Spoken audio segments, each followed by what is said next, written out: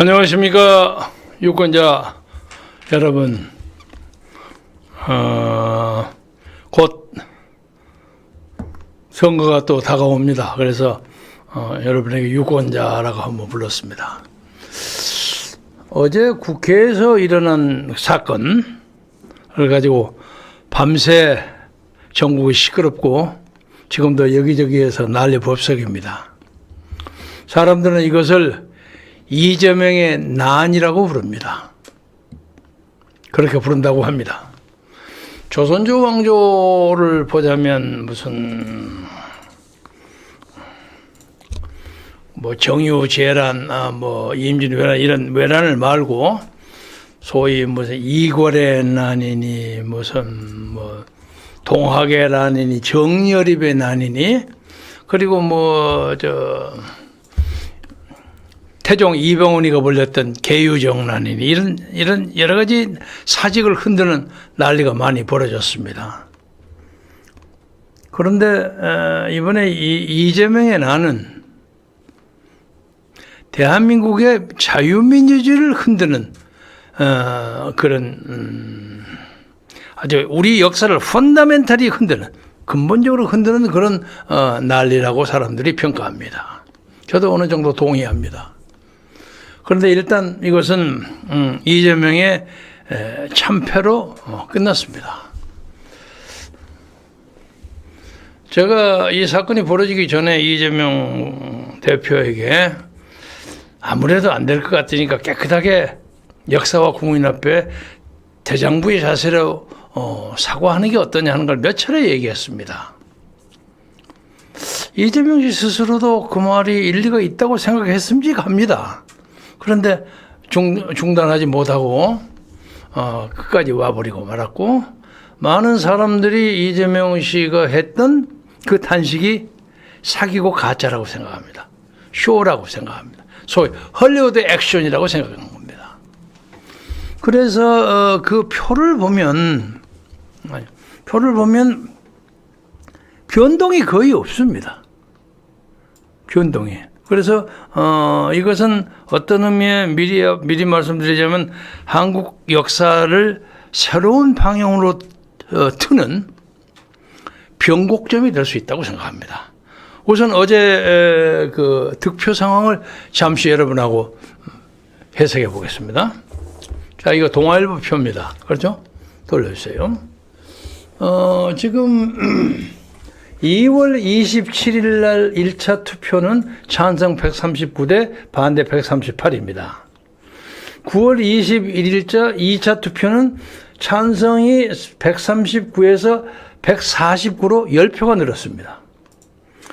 그리고 반대는 138에서 136으로 2표가 줄었습니다. 이 2표 증거서는 이제 이재명 의원이 찍지 못했을 거고, 유남욱의 의원 등등으로 구속 중이거나 출장한 사람이 하나 빠진 거죠. 그러니까 기본적으로 2월 27일 138표와 9월 21일 136표는 기본적으로 같다고 보는 것이 옳습니다.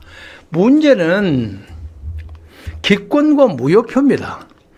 2월 27일 날 기권 무효가 20표고 어제는 기권과 무효가 10표입니다. 그러니까 10표가 기권 6, 무효 4 중에서 10표가 20표 중에서 10표가 찬성으로 돌아선 겁니다. 그러면 이 사람들이 누구였을까? 우선 이재명과 그래도 인간관계가 있는 사람들, 중진들, 그리고 차마 이렇게 하는 것이 옳을 것인가 하는 것에 대해서 회의를 가졌던 분, 그리고 차마 자기 대표에게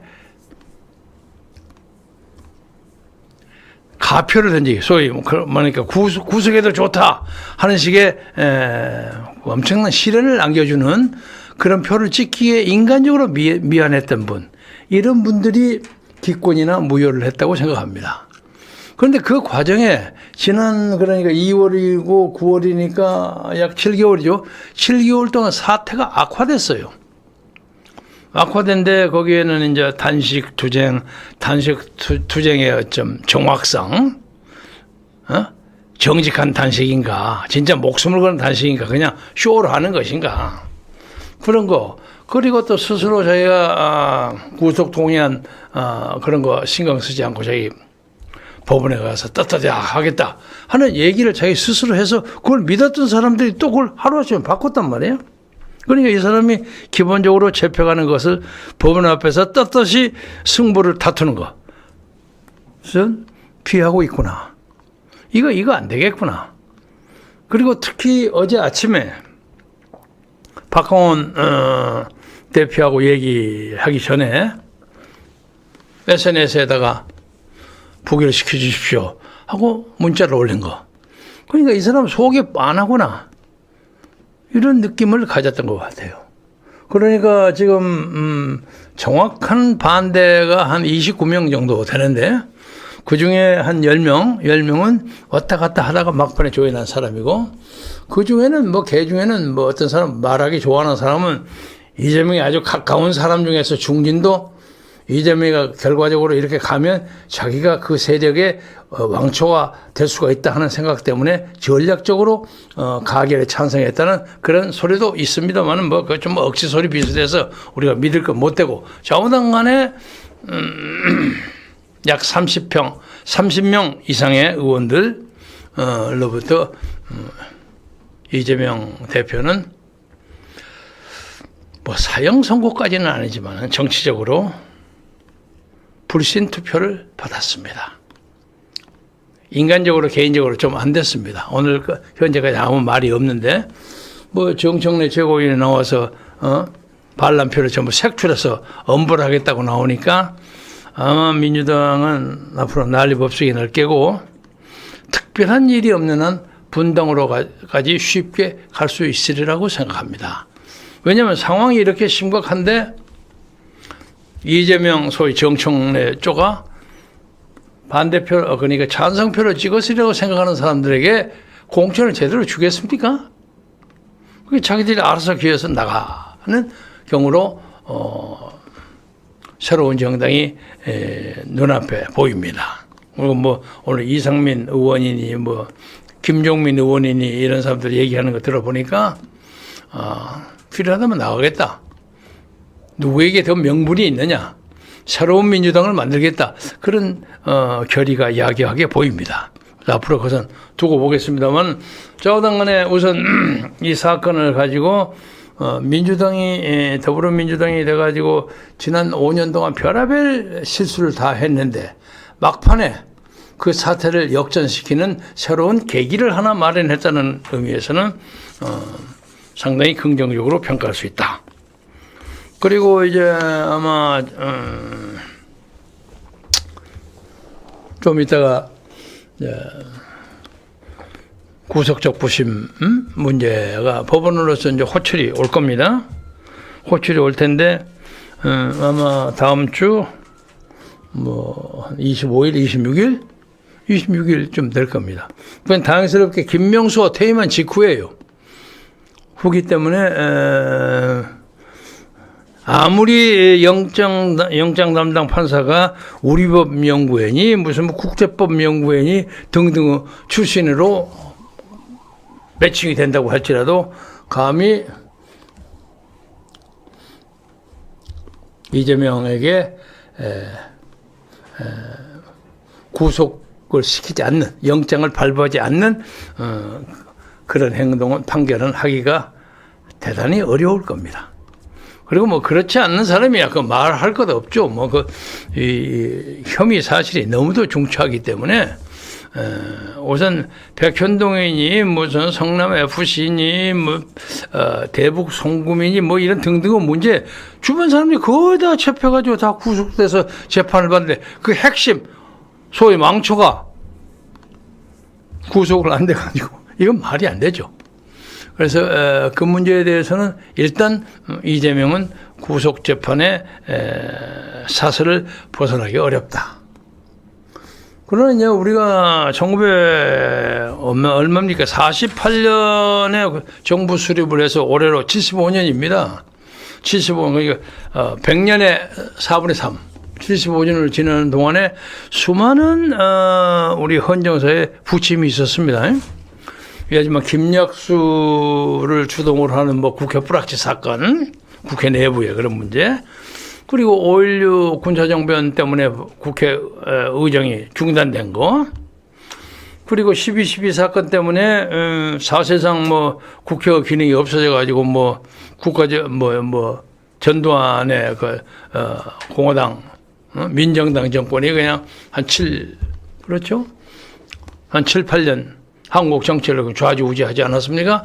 그것을 제외한다고 할지라도 우리 민주주의가 수많은 형국과 갓난의 고통을 겪으면서 지금까지 살아서 점점 왔던 것이, 이게 이제 그 과정에서 벌어지는 어떤 주사파들이나 좌파 분자들의 모략, 음모, 이런 것을 현실적으로 깨기가 굉장히 어려워. 법치주의 국가이기 때문에.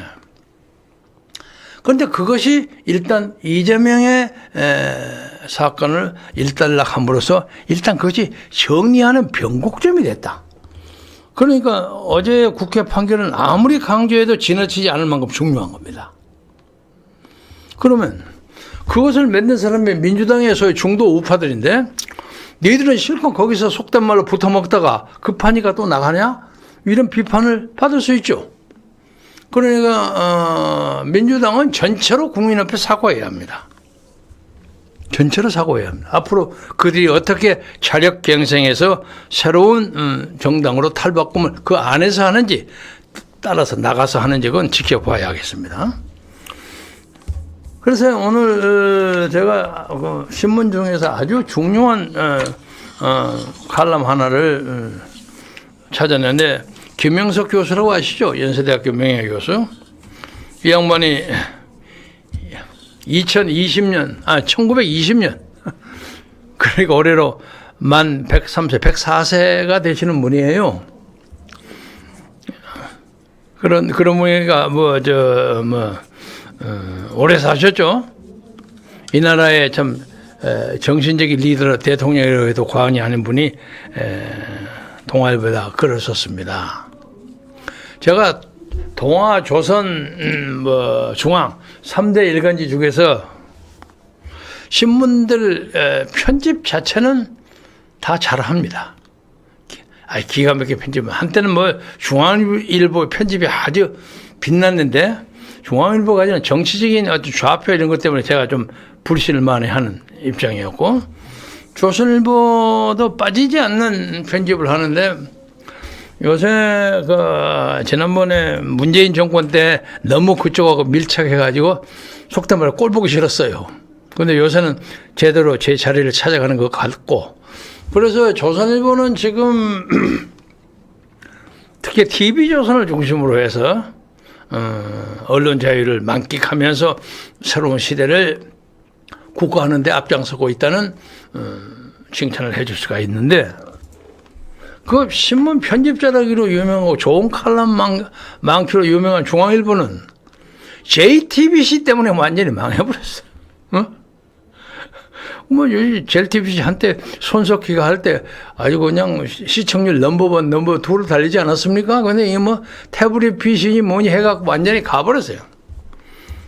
그런데 이제 그 중에 이 JTBC 중앙일보도 아니고 조선일보도 아닌 중간에는 어중간한 동아일보. 민족 언론으로서 역사는 길지만 특별한 특기가 없는데 딱 하나 오늘 제가 이렇게 얘기한 것은 그 조선과 중앙을 다 무찌르고도 동아일보가 큰 소리 칠 만한 것이 김영석 교수의 글 때문입니다. 김영석 교수가 다른 데는 안 쓰더군요. 가만히 보니까 동아일보에만 가끔 써요. 가끔 쓰는데 104세의 한국의 지성. 저도 개인적으로 잘 압니다. 옛날 사상계 제가 기자로 편집 맡고 있을 때 사상계 학파라고 해서 김하태, 연세대 김하태 교수, 김영석 교수, 차기벽 이런 분들, 그리고 무슨 안병욱 이런 양분들, 그리고 함석헌 이런 양분이 소위 사상계 학파라고 하는데, 그때 왔다 갔다 하셨던 분인데 몸이 굉장히 약해서 호리호리했어요. 그래도 가장 오래 살아요. 그래서 건강관리를 잘 하시고 제가 보기에는 욕심을 부리지 않고 깨끗한 마음으로 사시기 때문에 이게 장수의 비결이 아닌가. 오늘 제가 이분의 글을 경의를 가지고 인용하려고 합니다. 아주 글이 잘 됐어요.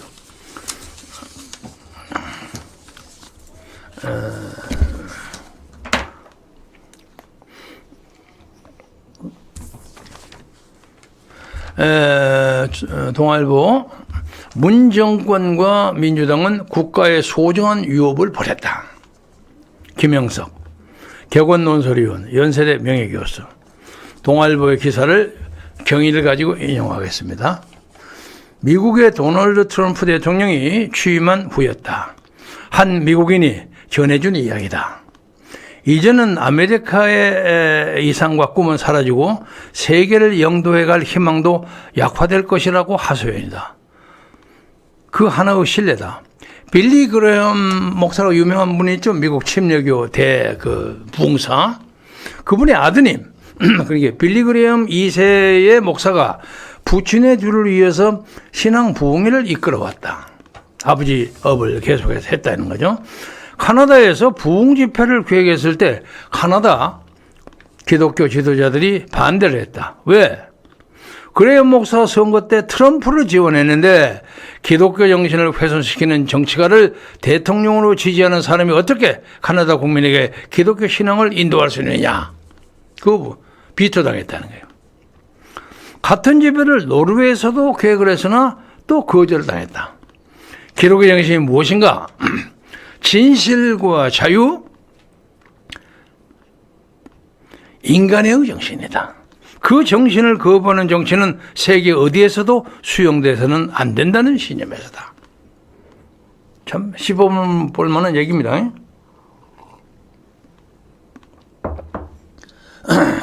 트럼프 대통령은 아메리카의 정신적 무질서와 건국일의 정치 역사에 불미스러운 자취를 남겼다.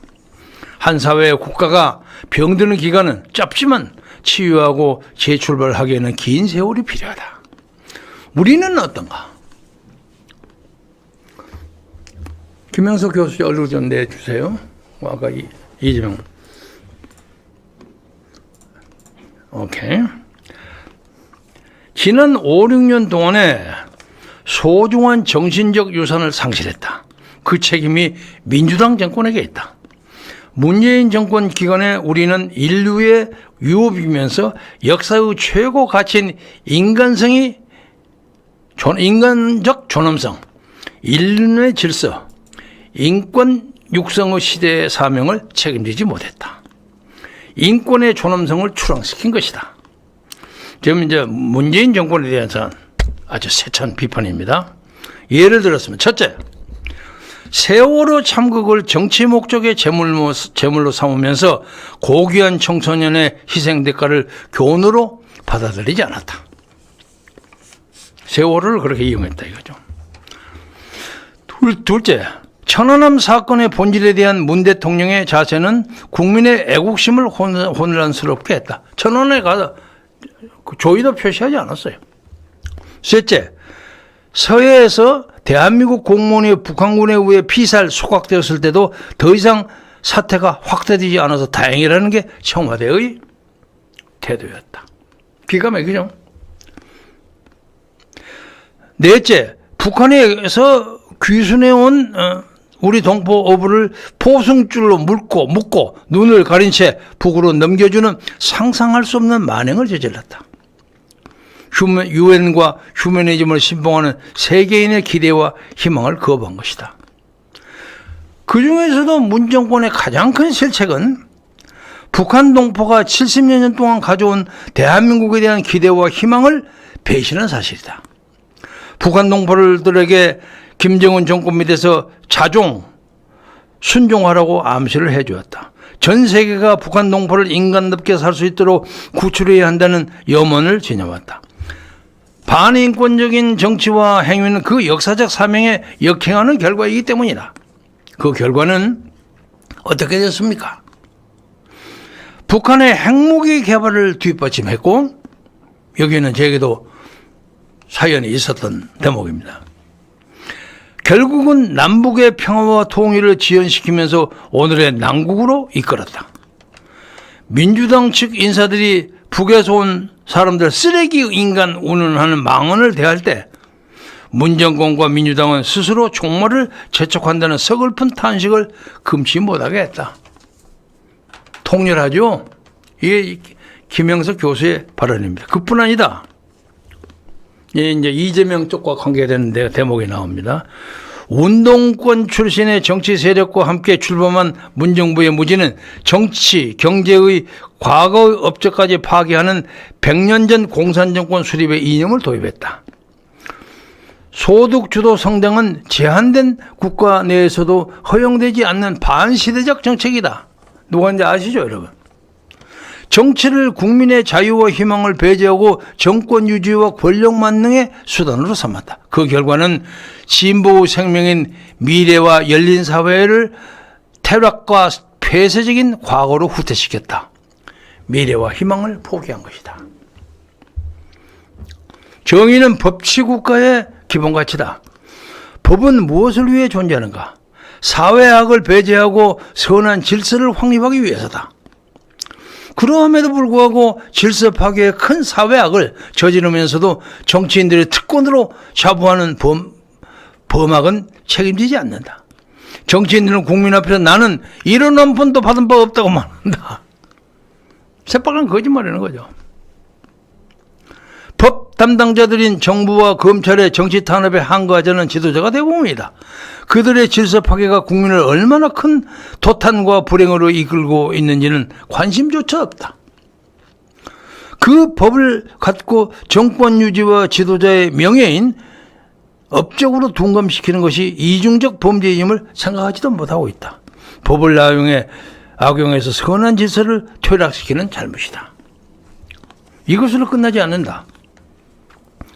국가 존재의 기본 가치인 진실과 정의는 버림받은 지 오래다. 국가 통계까지 허위 조작했는가 하면 여러분 아시죠? 선거 때마다 벌어지는 용납할 수 없는 허위 음모의 악습을 이어왔다. 대법원의 위신도 버림받고 선관위의 처신도 국민의 분노를 자극하고 가중하고 있다. 더불어민주당은 국민과 더불어는 버리고 정권과 더불어까지 떠나 당대표와 더불어 퇴락했다. 우리도 같은 기간에 살았다. 잘못이 없다고 말할 자격이 없다. 민주당 정치인의 애국적인 반성과 국민의 대한민국을 위한 선택과 새로 태어날 일이 없으면 우리 모두의 앞날이 어떻겠는가. 국민의힘도 여기서 예외가 아니라는 것을 주장했습니다. 제가 오늘 지금 이재명에 대한 비판과 그 암울한 장래 문제에 대해서는 도화각 신문, 방송 등등에서 지금 이 시간에도 와글와글 할 겁니다. 그래서 제가 구체적으로 이재명 대표에 대한 얘기를 오늘 좀 가급적이면 적게 하려고 노력합니다. 아마 이재명 대표는 다음번 구속영장 실질심사에 초라한 모습으로 나오거나 아니면 깨끗하게 단식을 단념하고 정식으로 면도하고 나오거나 아니면 좀 불리할 텐데 자기 얘기를 못하니까 그냥 출석을 거부하거나 그런 식으로 해서 예정된 사법 절차에 휘몰아갈 것입니다. 그러나 그 과정에서 아마도 민주당, 더불어민주당의 대표직은 철저하게 고수하려고 할 겁니다. 그러면 그에 대한 여러 가지 이제 불협화가 생겨가지고 총선거를 한 6, 7개월 앞에 둔 대한민국의 정쟁에 말할 수 없이 흐트러질 겁니다. 그래서 앞으로 이제 민주당이 어떻게 자력 경쟁을 하는가 하는 걸 이제 우리가 두고 봐야 되겠습니다. 그런데 문제는 더불어민주당의 저 말도 안 되는 엉터리 정치적 공작, 조작 때문에 상대적인 이익을 보고 왔다고 생각되는 국민의힘이 이제 어떻게 할 것인가도 보아야 합니다. 많은 사람들이 최근에 뭐 3명의 개각 그걸 한 것에 대해서 별로 그렇게 훌륭한 이제 개각이라고 평가들을 안 하는 것 같습니다. 구체적으로 누구라고 얘기는 안 하겠습니다만 대통령이 그 문제에 대해서 심각하게 잘 살펴보십시오. 과연 그것이 이번에 국가를 잘 끌어갈 수 있는 방법인가? 그리고 대부분이 뭐 MB 정권의 구신들, 옛날 신하들이 지금 점점 윤석열 정권의 앞에 드러나는 것이 이게 MB의 제2의 MB 내각 아니냐 하는 그런 그 비아냥도 받고 하는데 그것은 별로 현명한 방법은 아니라고 생각합니다. 그리고 아마 이 보수 쪽에서도 또 새로운 움직임이 많이 벌어져서 아마 특별한 일이 없는 한 내년 선거는 지금 여당에서 그냥 보수 측에서 2 정당, 더불어민주당 쪽에서 2 정당, 그리고 이제 정의당 해서 한 4개 내지 5개의 정당이 각 축장이 벌어지지 않는가. 그래서 이제 그때 새롭게 거는 새로운 시대에 대한 청산이는 누가 확실하게 걸어서 국민을 유권자를 설득하느냐 하는 것에 따라서 내년의 정치 방도가 결정되리라고 보는데 현재로 봐서는 뭐 모르긴 하겠지만 지금 더불어민주당 하고 있는 거 보니까 저 사람들이 적어도 내년 선거가 끝나고 난 다음에 지금 현재 가지고 있는 150 몇 석 그런 정도의 그 우람한 야당 세력은 가지지 못할 것이다 하는 것이 일반적인 관측이라고 생각합니다. 이재명 대표에게 마무리 삼아서 한마디 드리자면 정말로 이재명 대표는 그래도 상당히 영민한 사람으로 아는데 인간적으로 이렇게 될 줄을 몰랐을까? 아니면 이렇게 돼가지고 이 나라를 그냥 엉망으로 만들어서 이거 뭐 좀 우습게 만들려고 하는 거 아닌가? 그리고 요새도 이 복잡한 사실에서도 상황에서도 개헌하겠다는 또 일말의 운동이 있어요. 근데 이 개헌이라는 것을 내년 선거가 오기 전에 개헌 이슈를 걸어서 지금 158 정도 되죠. 거기에다가 뭐 진보당, 정의당 뭐 이렇게 붙여가지고 또 국민의힘에서도 옛날 탄핵파들 몰려가는 것처럼 몰려가지고 위성한 어떤 뭐 새로운 형태의 정치적 야합이 벌어지지 않는가 하는 음모가 분명히 있습니다. 이것이 하나의 선거의 중요한 쟁점이 되리라고 봅니다. 그래서 우리가 절대로 마음 놓아서는 안 되는 그런 상황입니다. 그래서 이재명은 나름대로 자기 나름의 꿍꿍이 속에 있으리라고 생각해요. 좀 만만한 사람이 아니에요. 그리고 또 이제 이재명 쪽에서 만약에 감옥에 가게 된다면 자기 이제 대리인을 세울 텐데 대리인이 뭐 정청래가 될지 뭐 박지원이가 될지 김부겸이가 될지 아직 모릅니다. 그럼 또 거기에 따른 여러 가지 복잡한 관계의 수가 나와서 앞으로 그것은 두고 보면서 정할 문제인데 이 국민의힘에서는 요새 이제 뭐 아직 돌아오시지 않았죠? 대통령? 국제 무대에서 지금 빛가번쩍해요. 다 그것이 개인적인 행운이기도 하고 또 우리나라가 그만큼 국력이 신장돼 있기 때문에 그만큼 속된 말로 말빨이 서는 거죠. 그래서 그러나 제가 누누이 말씀드렸듯이 외교의 선곡이 국내 정치의 선곡, 내치와 연결되지 않는다고 누누이 말씀드렸어요. 그래서 국민의힘도 정말로 겸손하게 이 전국을 끌어가는 지혜와 용기와 인내를 발휘하지만 이 나라가 여야가 새로운 차원에서 한국 민주주의를 발전시키는 그런 계기가 되지 않을까. 그러나 여는 여라고 할지라도 좀 주장한 것은 더불어민주당이 오늘의 그 모습을 가지고 한다는 얘기는 아니었습니다. 저건 개혁하지 않으면 가능성이 없는 거예요. 저것은 깨져야 할 만한 가치밖에 없는 정당입니다. 예? 어떻게 이재명 같은 일종의 성남시장, 경기도 지사 했을 때 벌리는 어떤 사회적인 어떤 토건 비리, 그 문제를 가지고 국민의 대표라는 사람이 100몇십 명이 와하게 그 사람을 따라가고 재판도 못 받게 하고 구속도 못 하게 하는 그런 놈의 국회의원에 무슨 필요가 있습니까? 그렇잖아요. 제가 알기로는 호남에서도 상당히 바람이 달라진다고 봅니다. 그렇게 듣고 있습니다. 그래서 이제 우리가 진짜로 원점에서 다시 시작하는 자세로 한국 정치의 재편, 새로운 정치의 구현, 이런 것을 위해서 우리 김영석 교수 같은 분들의 지혜를 빌려서 새롭게 꾸미기를 바라고, 오늘 마침 김영석 교수님 얘기가 나와서 제 개인 얘기로 한마디 마무리를 하자면, 가끔 이제 제가 무슨 댓글을 보면, 이제 댓글 별로 신경 안 씁니다만은, 제 내용에 대해서는 그렇게 크게 비난이 많지가 않아요. 근데 그 나이가 80 가까이 돼갖고 무슨 짓거리 하는 거 지금도 떠들고 있느냐 하는 비판들이 가끔 옵니다. 아직도 그거 해? 이래주고 그런 얘기고. 그분들에게 제가 답변합니다. 저는 롤 모델이 김영석 교수예요.